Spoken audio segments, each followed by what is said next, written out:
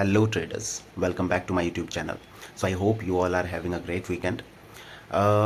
आज की इस वीडियो में हम बात करेंगे अपनी ट्रेडिंग मिस्टेक्स की जो कि हमने लास्ट वीक में करी है एंड लास्ट वीक का पीएनएल जो कि आप स्क्रीन पे देख पा रहे होंगे। इसको हम रिव्यू करेंगे कहाँ पे हमने क्या गलती करी थी। वो मैं आपको अपने मतलब अपनी मिस्टेक्स को जो है वो आपके सामने प्रेजेंट करूँगा एंड कोशिश करेंगे कि आगे आने वाले वीक्स में हम ये मिस्टेक्स रिपीट ना करें। राइट, सो स्टार्ट करते हैं इस पर्टिकुलर डे से जो कि हमारा बहुत हैवी डे था। यहाँ पे हमने हर एक मिस्टेक करी है जो हमें नहीं भी करनी चाहिए थी, वो सारी मिस्टेक्स हमने इस पर्टिकुलर दिन में ही कर दी हैं। राइट, अगर इसके बाद की बात करें तो कुछ खास ऐसी कोई हमने मिस्टेक्स नहीं करी है, लेकिन ये जो पर्टिकुलर डे था यहाँ पे मैं आपको बताता हूँ। नंबर एक जो मिस्टेक थी वो सबसे बड़ी मिस्टेक थी ओवर ट्रेडिंग। ठीक है जी, ये ओवर ट्रेडिंग हमने यहाँ पे करी है और जिसकी हमें सज़ा मिली थी। अगर मैं इस पर्टिकुलर डे के प्रॉफिट की बात करूँ तो 3378 का जो है वो हमें यहाँ पे सिर्फ इस पर्टिकुलर डे पे हमें लॉस हुआ था। तो जो हमारा ओवरऑल लॉस है इस पर्टिकुलर पीरियड का, इस लास्ट वीक का, जहाँ पे 4 ट्रेडिंग सेशंस थे, सो उसमें say about I would say 70% तो सिर्फ एक ही दिन का लॉस है। राइट, अब उसके बाद जो ये डे था यहाँ पे मैंने ऑनेस्टली बताऊँ तो मैक्सिमम नंबर ऑफ ट्रेड्स अभी तक के ट्रेडिंग जर्नी में लिए थे इस पर्टिकुलर डे पे, इस पे, एंड जो कि थे 50+ ट्रेड्स। राइट, अब क्या ये सारे 50 ट्रेड्स मेरे लॉजिकल थे? No, answer is no. यहाँ पे मैंने अपने हर एक जो मेरा सेटअप था, मेरा डिसिप्लिन था, सब कुछ कंप्रोमाइज़ हुआ था इस पर्टिकुलर डे पे। तो ये वही दिन है जहाँ पे हम लोग यूजुअली अपनी जो ट्रेडिंग कैपिटल है उसको भी ज़ीरो कर सकते हैं। राइट, बट यस, हमने अपने ट्रेडिंग कैपिटल को ज़ीरो नहीं किया, बट जो इस मंथ का हमारा प्रॉफिट था उसको ऑलमोस्ट मैं ज़ीरो के आसपास ही लेके आ गया। तो इस दिन के बाद ऑल दो हम थोड़े से प्लस में ही थे ओवरऑल, बट जब ये दिन भी हमारा नेगेटिव में क्लोज हुआ तो अब उसके बाद हम नेगेटिव में आ चुके हैं ओवरऑल। राइट, उसके बाद एक प्रॉफिट हुआ छोटा सा एंड देन एक दोबारा से लॉस हुआ, but comparing to these days वो कुछ खास नहीं थे।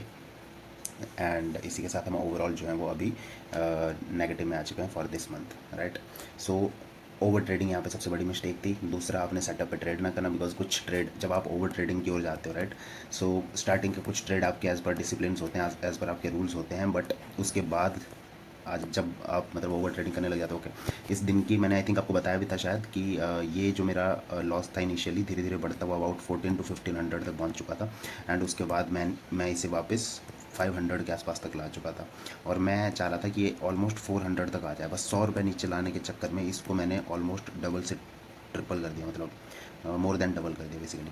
सो ये 3000 के आसपास का मेरा लॉस हो गया था, एंड देन उसके बाद सारे चार्जेस वार्जेस मिला के जो है वो 333 के आसपास का जो है वो 4x3 के आसपास का ओवरऑल मुझे इस पर्टिकुलर डे पे लॉस लेना पड़ा था। सो इस गलती से मैंने क्या सीखा? अभी तक मैंने नंबर ऑफ़ ट्रेड्स स्कैल्पिंग में फ़िक्स नहीं किए थे, बट जब ऐसा कोई दिन आता है, जब भी आप कोई बड़ा लॉस करते हो, अगर इससे आप नहीं सीख रहे हो दैन तो ट्रेडिंग फील्ड जो है वो आप लोगों के लिए है ही नहीं। बट अगर आप इससे कुछ सीख पा रहे हो एंड उसको इम्प्लीमेंट कर रहे हो, वो सबसे ज़्यादा इंपॉर्टेंट है। तो मैंने इससे क्या सीखा था? उस दिन से मैंने अपने नंबर ऑफ़ ट्रेड्स जो थे वो 5 to 6 जो है वो फिक्स कर दिए थे। Right, maximum 5 to 6 he trade मैं उसके बाद लेने वाला हूँ, और जो कि मैंने अपने तीनों दिन फॉलो किया अभी।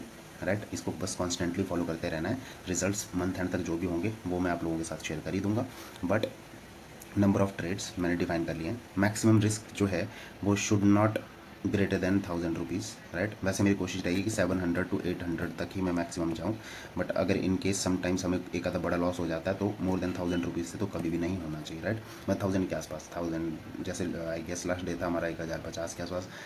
ट्यूसडे जो है वो मैं थोड़ा ज़्यादा चला गया था, बट उसके बाद मैंने थोड़ा सा कंट्रोल करने की कोशिश करी, और आगे मैं इसको और भी मिनिमाइज़ करने की कोशिश करूँगा। राइट, सो ये इस पर्टिकुलर डे की वजह से ये, बिकॉज इससे पहले मुझे अच्छे प्रॉफिट्स हो रहे थे। राइट, बैक टू बैक हो रहे थे, बट वहाँ पे मैं गलती क्या कर रहा था? Trades, number of trades fix नहीं थे, ओवर ट्रेडिंग हो रही थी, कुछ छोटे छोटे ट्रेड विदाउट सेटअप भी हो जा रहे थे। राइट, तो ये सबसे बड़ी मिस्टेक्स होती है। जो आपकी मिस्टेक्स होती हैं वो लाइक आप एक दिन में स्टार्ट होकर दूसरे दिन में एंड नहीं होती। राइट, वो धीरे धीरे उनकी स्ट्रीक स्टार्ट होती है। पहले आप एक आधी छोटी सी मिस्टेक करोगे, फिर अगले दिन एक दो और कर दोगे, अगले दिन दो तीन और कर दोगे।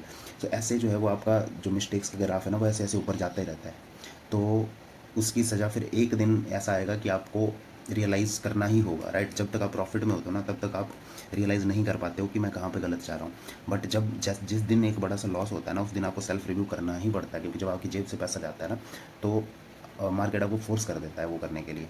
ठीक है, सो इस पर्टिकुलर वीक में जो है वो हमें ओवरऑल हुआ है लॉस, जिसका सबसे बड़ा हाथ जो है वो इस दिन का है। उसके बाद ठीक है 2 दिन लॉस 1 दिन प्रॉफिट, बट वो कुछ खास नहीं है। जैसे इस पर्टिकुलर डे पे हमें जो लॉस हुआ 1192 का हुआ है, राइट, 1199 का आफ्टर चार्जेस, ठीक है।